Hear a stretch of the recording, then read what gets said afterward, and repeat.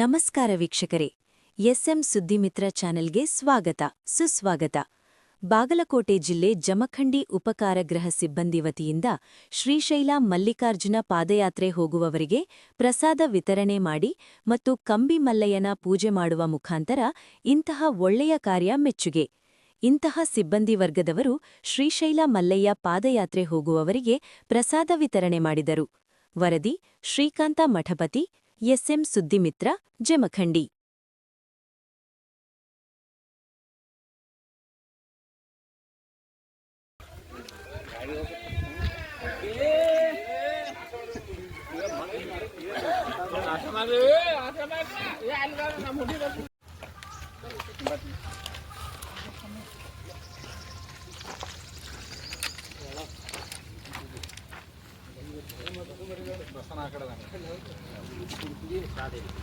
bus